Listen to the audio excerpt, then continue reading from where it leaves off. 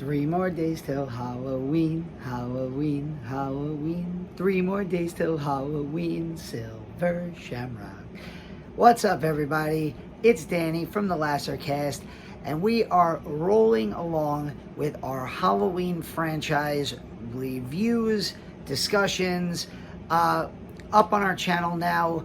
Pete has a great collaboration talking about the Rob Zombie Halloween movies. Coming on Halloween, we have a discussion of H2O and Resurrection and a discussion of our favorite timelines in the Halloween franchise. Pete covered Halloween 2018. Charlotte and I covered Halloween 2. We even interviewed David Weiner, the director of the In Search of Darkness trilogy, which you have 3 more days to back at 80shorrordoc.com for In Search of Darkness Part 3. We even got to talk to him about the 80s Halloween movies, and you can check that interview up on our channel right now. Tonight is the night that I finally get to sit down and talk about what is I can't call it a favorite. I can't even say I love the movie, but I like it enough to passionately defend anytime I get the chance. And that is Halloween, The Curse of Michael Myers, aka Halloween 6, aka Halloween 666. This is a movie that has infamously has the theatrical release, which I have right here on DVD, and it also has a producer's cut, which was like the holy grail of like bootlegs in the horror community for years. I remember when I first started going to horror movie conventions, it was like you'd run over to tables that were selling DVDs, and in most cases bootleg DVDs, and you'd be like, do you have the producer's cut? Halloween 6, do you have it? And finally getting to see that years later, it reaffirmed that I do in fact really like this movie, or at least I like enough of it to, as I said, defend it against the criticism that it gets. And look, I want to just say this. I totally get all the criticism that this movie gets. This is a movie that usually falls in the bottom part of people's Halloween ranking. This movie usually ends up close to Resurrection, close to the Rob Zombie movies, even though I've rewatched them and my opinions on those movies have changed and they've kind of moved their way up my list. This movie tends to fall very close to Halloween 5 in most people's rankings. This movie, though, it does a bunch of things right. And those are the things that I choose to focus on. I also kind of view this movie in a weird way as very similar to Jason Goes to Hell. And what I mean by that is Jason Goes to Hell was tasked with having to be the 9th movie in a series, the 9th movie in the Friday the 13th series, coming off of what is arguably the worst movie in the franchise at that point, with an ending that makes 0 fucking sense. If you've ever seen Jason Takes Manhattan, the movie ends, and if you haven't seen it, I'm going to blow your fucking mind here. The movie ends with Jason in the New York City sewer, which in this timeline of the Friday the 13th movies fills up with toxic waste every night. He gets blasted with toxic waste and reverts back to a child. And the movie ends with young boy Jason laying in a pool of toxic waste in New York City. Okay? So Jason Goes to Hell gets greenlit, and the director of that movie is like, how the do I make a sequel off of that? And he basically decides, I'm just going to kind of wing it. I'm going to do my own thing. I'm going to come up with my own story and, you know, be damned trying to follow that. Halloween 6 is tasked with trying to follow what at the time was easily the worst Halloween film in the franchise, Halloween 5, The Revenge of Michael Myers, which came out in 1989. A movie that had an ending that makes no sense, an ending that was so obviously rushed. They finished Halloween 4 and I think immediately went into doing Halloween 5 because they came out in 88 and 89. And those productions were so messed up that in Halloween 4, obviously, we can get into detail about how bad the mask is in Halloween 4, but they lost the mask at one point and had to use a pink mask with a blonde wig, the famous hashtag Blonde Michael, who throws Loomis out of the school, and then they lose the Part 4 mask and have to replace it with that terrible, the worst mask in the whole franchise, in my opinion, the Halloween 5 mask with the long neck and just the elongated face. And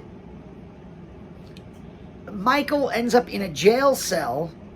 This mysterious man in black, who we've only seen getting on and off a bus, walks in. There's this weird shot of him Tommy gunning or machine gunning down the police in the police station, and Michael Myers' body is gone.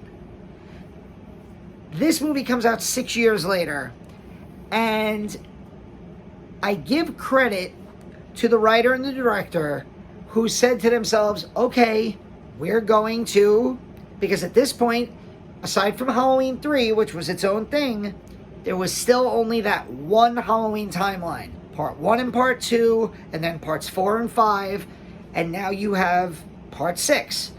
We're going to just pick up where the last movie left off. The movie is about Jamie Lloyd, which in this chronology is Jamie Lee Curtis, Laurie Strode's daughter. Laurie Strode died in a car accident. Michael is stalking after his niece, played by Danielle Harris in Parts 4 and 5. Apparently, they didn't want to pay Danielle Harris what she wanted to come back for Part 6. She wanted to come back, but they didn't want to pay her. So they basically cut that role almost entirely out of the movie and killed Jamie in the first act. Donald Pleasance is back. And, of course, this is, sadly, Donald Pleasance's last film. It's his 5th Halloween movie, and it's his final film as he passed away towards the end of production, before they finished the movie, which is why the theatrical cut, has its own very weird, very inconclusive ending, which I'll talk about pretty soon. The movie was written by Daniel Farrens, who is just if you look him up on IMDb, he's very fascinating in the sense that he had so much goodwill with horror fans, because he directed 2 of the most comprehensive and best documentaries I've ever seen. He directed the epic 6-hour Crystal Lake Memoirs, covering the entire Friday the 13th franchise, and he also directed the over 4-hour Never Sleeps Again, covering the entire Nightmare on Elm Street franchise. Those are so much fun. They're great documentaries. You could watch them in one sitting, or you could watch them over the course of a week. They never get old. They're crazy rewatchable. And then something happens with his career where he decides, I'm going to write and direct fictionalized true crime stories. He does this bizarre Sharon Tate movie. He does a bizarre movie about Nicole Brown Simpson. He has movies coming out about Ted Bundy and Eileen Wuornos. Yeah. I don't know what drew him into that category, but his movies are almost universally panned now, and it's kind of sad because this was a guy who, he tried his best with Halloween 6, and then he got into making great documentaries about the other horror franchises. It's directed by Joe Chappelle, who would go on to do Phantoms, and as always, you know that Affleck was the bomb in Phantoms, yo. He also directed tons of episodes of TV. I noticed on IMDb he did a lot of episodes of like CSI in Miami and shows like that. I like and respect Halloween 6 because it is trying to build mythology and a universe around the little bits of like almost nothing garbage that are thrown at you in parts 4 and 5. So in parts 4 and 5 are parts 1 and 2 of what is considered to be the Thorn trilogy. Thorn is, we see it for the first time at the beginning of part 5. It's a tattoo that Michael has on his wrist of a pagan symbol, and it's explained in this movie that Thorn is a cult, and every time that the symbol appears, the constellation of Thorn appears, Michael comes to kill, and he has to kill every member of his family bloodline, which is why he went after his sister Judith in the original, why he spends so many movies going after Laurie Strode, why he goes after Jamie Lloyd, his niece. And now in this movie, Jamie has a young child who, the movie starts with her having the baby. She's in this like underground cult setting. A nurse like whisks her away to free her, send her off. And that nurse ends up getting stuck, caught, and killed by Michael Myers. So first of all, why do I really like this movie? Because this movie has something that parts 4 and 5 did not have. It has a damn good Michael Myers. Everything about Michael Myers in this movie is better than the Michael Myers in parts 4 and 5. George P. Wilbur, who was in he was in part 4 as Michael. I don't blame him for this. Physically, he's fine as Michael in part 4. But you have the combination of just the cheap knockoff mask. And I know that a common argument I get is, well, I like that Michael just grabs a cheap knockoff mask in the drugstore. Of course it's not going to be the original mask. It's going to be a cheap knockoff. And I get that. I get that this movie has, Wish, those memes where it's like, I ordered this on Amazon, but I got this on Wish. This is the Wish. Halloween 4 has the Wish Halloween mask. And I understand the logic of, oh, well, what did you expect? He just grabbed it from the store. But here's my argument. My counter to that is, in part 1, he just stole a random mask from a hardware store. And it happened to be the great original mask. So if you're going to do the same, he just stole a mask from the store, why can't you in story have him steal the same mask or the same type of mask, a replica of that original part 1 mask? Why does it have to be this cheap knockoff? In fact, you see my Fright Rags lunchbox right here. This almost looks like the movie, the poster of part 4, where on the movie box they show the original mask, and then you rent the movie. I remember renting the movie expecting that original mask and getting the part 4 mask and being instantly disappointed. Also, George Wilbur in part 4, my friends and I joke around that it's hockey pad Michael. He's just thick. He's so thick. And there's parts where at the end where he gets hit by the car and he gets shot, and he just looks like he has hockey pads on. Like the scene in The Dark Knight where Christian Bale says, I'm not wearing hockey pads. Well, it looked like Michael Myers was fucking wearing hockey pads. George Wilbur is back in this movie. He looks so much better. No hockey pads. He looks the mask in this movie.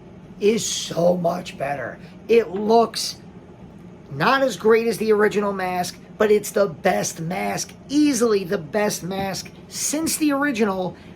And I'll argue that with the exception of the Rob Zombie movies, this is, which they do a great job in the Rob Zombie movies of updating the mask but keeping the original flavor of it.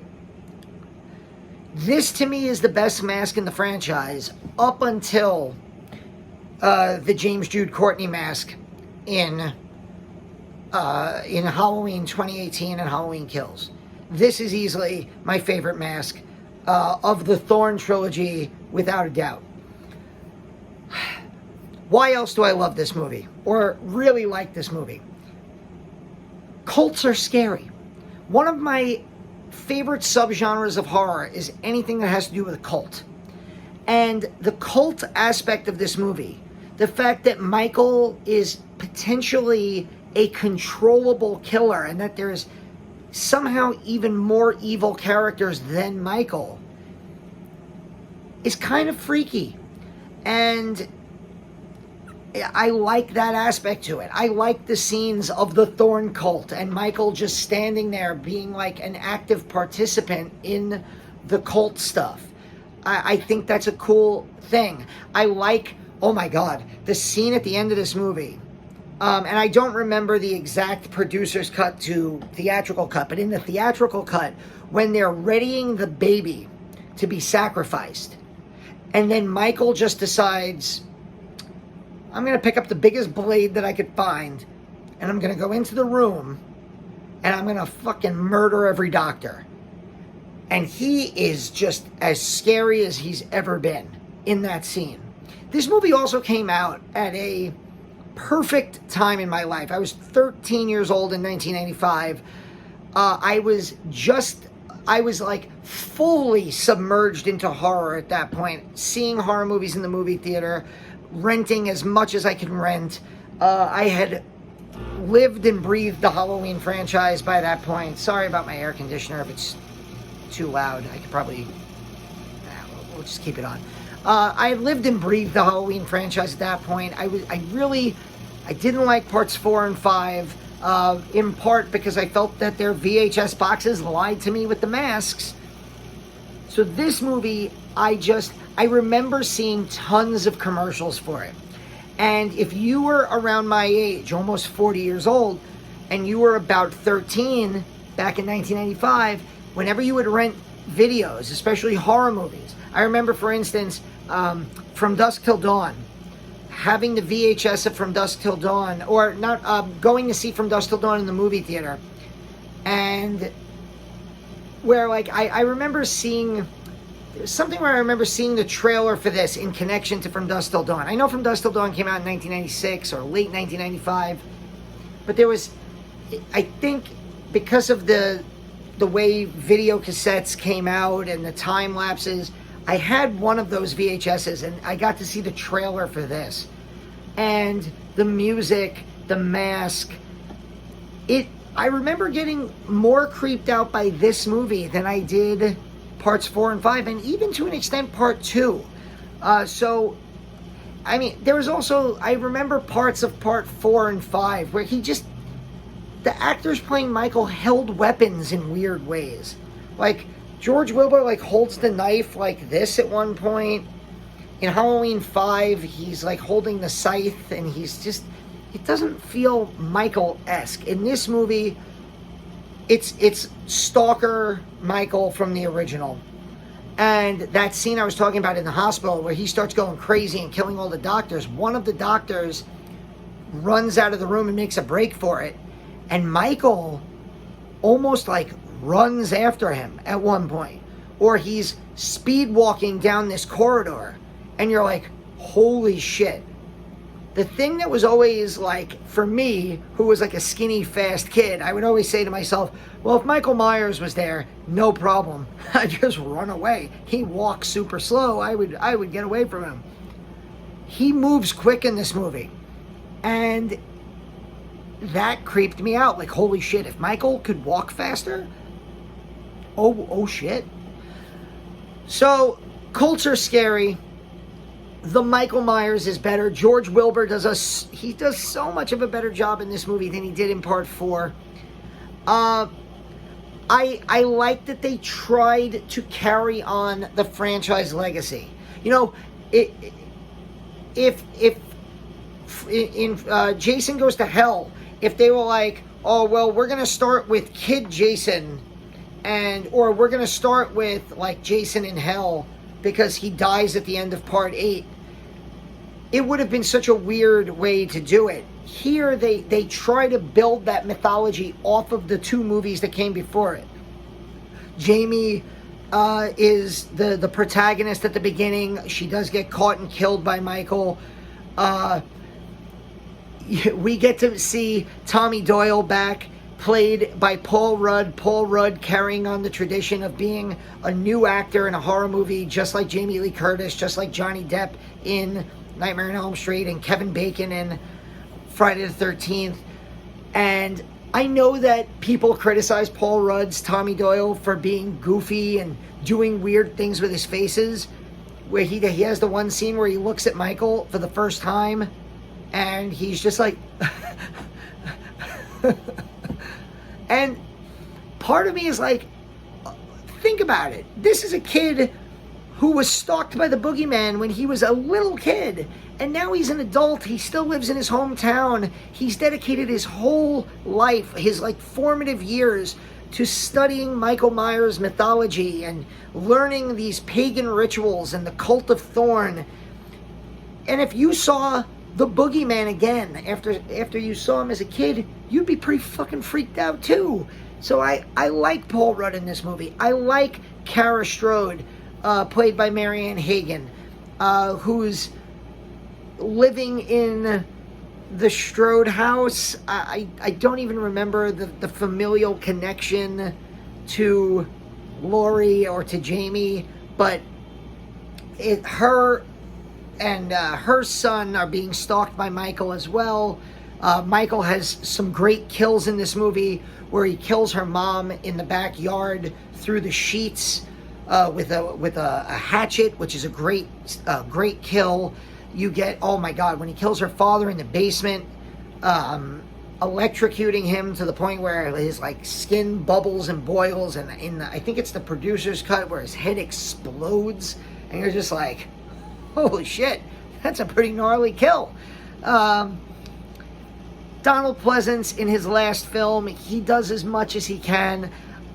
In the producer's cut, I like parts of the ending where apparently you can transfer the mark of Thorn from person to person, and they trap Michael. Michael actually takes the mask off and walks off, seemingly to like live on forever. After they try to trap him in like these stones. It's very convoluted and a little clunky, of course. The theatrical ending basically has Tommy beat him with a pipe after like sticking him with a bunch of needles and tasty drugs that knock him out. He beats him with a pipe. They escape, and Loomis says, oh, I'm gonna go back inside and figure this out. And it turns out that because Donald Pleasance had died, they never got a chance to film anything, so you just hear one of his great screams as the end credits begin. Halloween 6 is not a great movie. It's very clunky. It's a mess because of the death of Donald Pleasance and because of all the studio involvement. It's a mess, but it's a mess that I enjoy watching. I think also this was one of those movies that got replayed on television a lot, and I just watched it so much that watching it with the lights off again creeped me out a lot. And yeah, I like this movie. I think it's, for the Halloween franchise, I think this is in my upper half. I think I have, aside from the original and the original Halloween 2, H2O, and Halloween 2018, which I really enjoyed, this is right up there for me. It has a scary Michael Myers. It has a great mask. It has cults, which are scary. It has a mythology that tries its best to piece together the mess that was part 5. It tries its best to not insult your intelligence as a viewer, even though, yes, there's the existence of the producer's cut makes it, gives the movie some like extra layer of like credibility, and it kind of has its own cult following because of that. I like it. I know this is an unpopular take, but I like it better than part 4. It's way better than part 5, which is one of the worst movies in the franchise. So yeah, I don't hate Halloween 6. It is streaming free on Paramount TV. If you have that, you can go and watch it.